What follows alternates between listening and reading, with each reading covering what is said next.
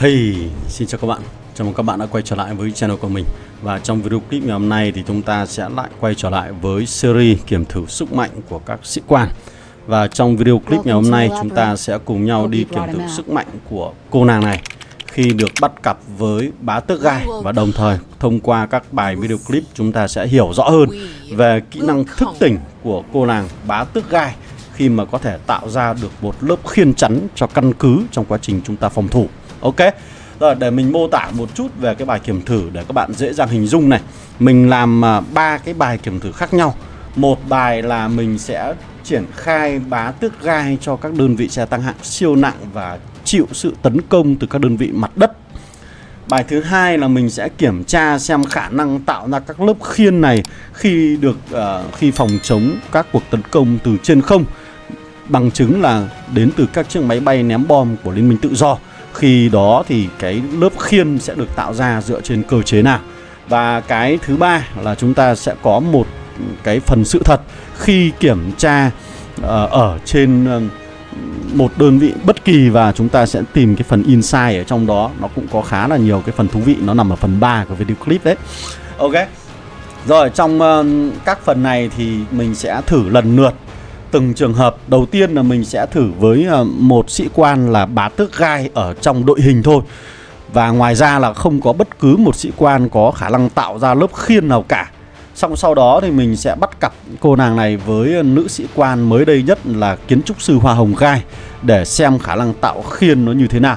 Và sau đó thì mình cũng sẽ lại triển khai cái cô nàng nữ kiến trúc sư hoa hồng gai vào các chiếc xe tăng khác để xem liệu rằng lớp khiên được tạo ra thì nó có được tăng lên hay không. Và sau đó thì mình cũng triển khai thêm cả ông chú Ivankov cộng với nữ chiến binh thiết giáp giống như các bạn đang được nhìn thấy ở trên màn hình, để xem liệu bá tước gai này có lấy được các lớp khiên được tạo ra từ hai sĩ quan của chúng ta hay không. Và chúng ta sẽ cùng xem chi tiết của phần kiểm thử nhé. Đừng rời mắt khỏi màn hình bởi vì nó rất nhanh. Ok. Rồi đừng quên cho mình một like, share và subscribe channel của mình nhé. Còn bây giờ let's go. Rồi, đầu tiên thì mình sẽ thử với nữ bá tước gai nằm ở trong đơn vị xe tăng hạng siêu nặng, và sẽ sử dụng một đơn vị xe tăng hạng siêu nặng và một đơn vị pháo binh khác để tấn công vào trong căn cứ. Và trong những cái bài kiểm thử này thì mình sẽ chỉ tấn công một lần để cho xuất hiện được cái phần lớp khiên, và bắt buộc đơn vị pháo binh của mình sẽ phải phá được cái lớp khiên này để tính xem cái lượng độ bền được sinh ra bởi bá tước gai là bao giờ. Đấy, như các bạn đang được nhìn thấy là 2,8 triệu độ bền được tạo thêm trong quá trình phòng thủ căn cứ nhé. Còn bây giờ chúng ta sẽ đến với một phần kiểm thử thứ hai là sẽ đi kèm với cô nàng của chúng ta là nữ kiến trúc sư hoa hồng gai, để xem liệu rằng 15% của bá tước gai nó sẽ sinh ra như thế nào. Rồi, vẫn kịch bản vẫn như cũ thôi, cho đơn vị xe tăng hạng siêu nặng ra tấn công trước và kéo về, đợi cho đơn vị pháo binh xuất skill hoặc là chính là cái khiên được tạo ra trước đã. Đó, để phá được cái lớp khiên này thì chúng ta mới có cái phần chiến báo nó tốt được. Rồi, như các bạn đang được nhìn thấy đây là cái lượng độ bền đã được tăng lên thành 2,98 triệu độ bền, tức là có sự tăng lên 15%, đúng là có giá trị.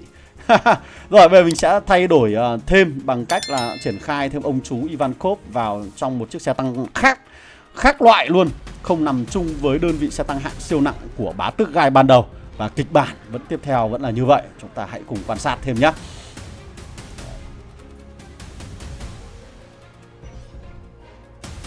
Ok, đó, các bạn hoàn toàn có thể nhìn thấy ngay là lượng độ bền được tạo ra từ khiên vẫn giữ nguyên so với trường hợp chỉ có nữ bá tước gai cộng với lại nữ kiến trúc sư hoa hồng gai.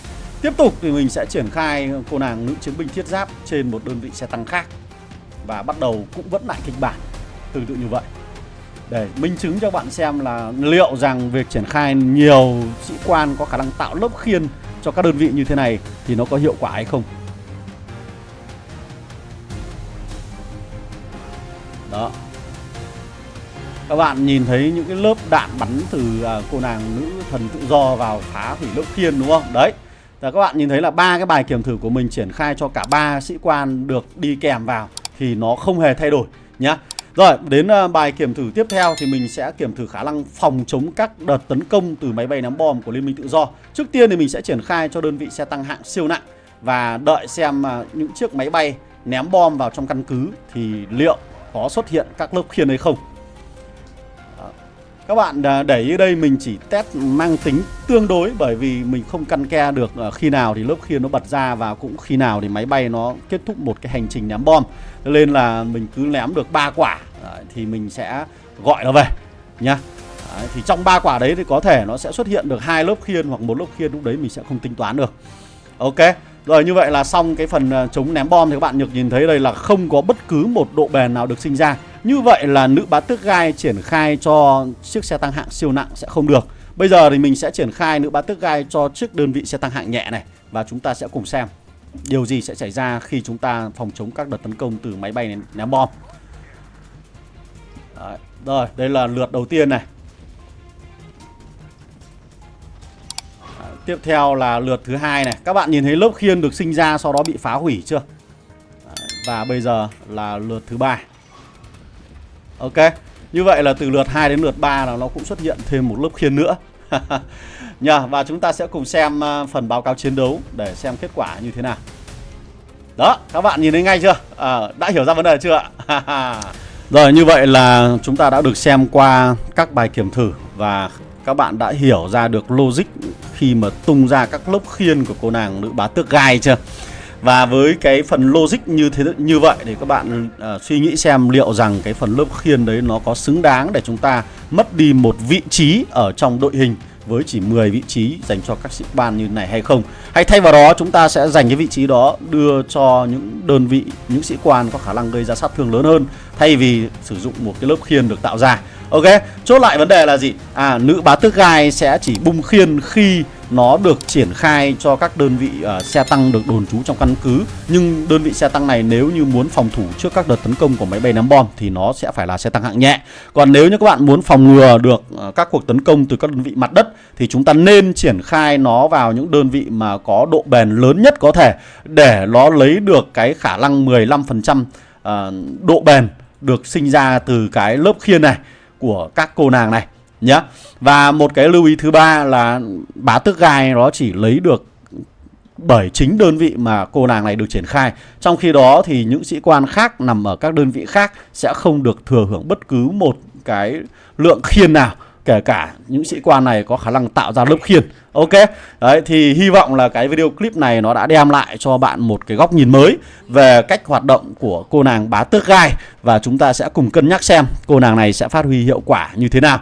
Đồng thời thì mình cũng đã cho các bạn xem được cái kỹ năng khả năng tích hợp được ở giữa cô nàng bá tước gai và nữ kiến trúc sư hoa hồng gai theo như đúng những gì mà nhà phát hành đã có gợi ý ở trong cái phần bắt cặp sĩ quan ở trong mục này.